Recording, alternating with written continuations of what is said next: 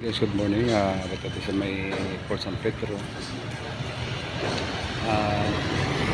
Hari guys, may ari din mga project restoration and development of NMP Museum and declared as Pedro Heritage Site in the Visayas Port San Pedro.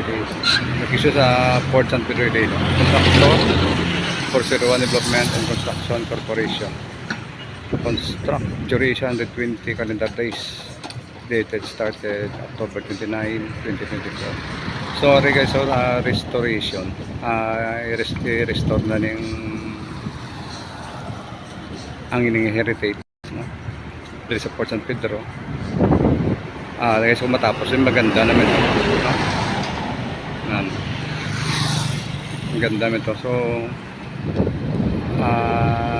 every afternoon and morning, so may mga tao din na nagapainit kung hapon,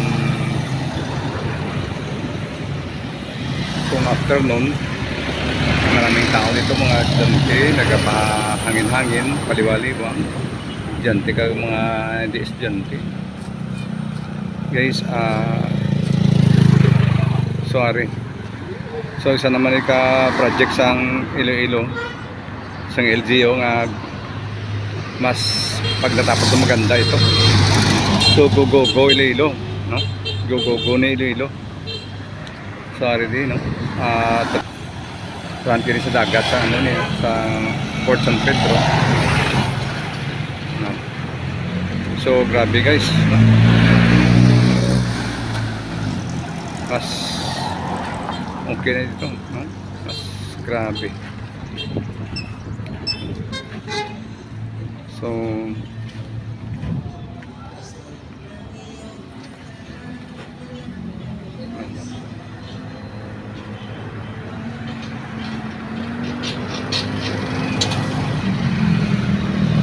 bali 120 calendar days guys, no? Tapos itong mga proyekto. So sana naman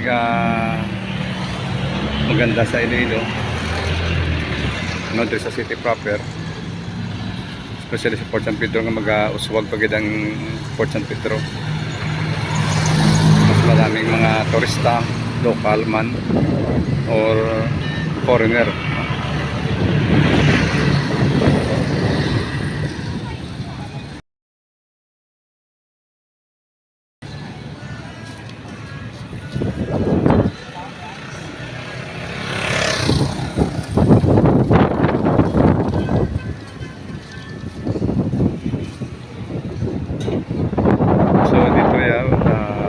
Ito sa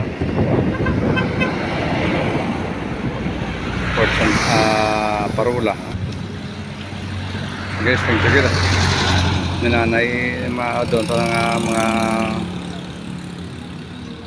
konting news, no? Mas kung ikaw tagay dito City, mas ano ka, mas maganda ito. Siguro conforme kami sa akin yung happy ka man niya, may pag-on man niya, mga old place kang heritage, no? I-restore nila nga para papagandahin ang isa ka lugar, no? Heritage guys, out at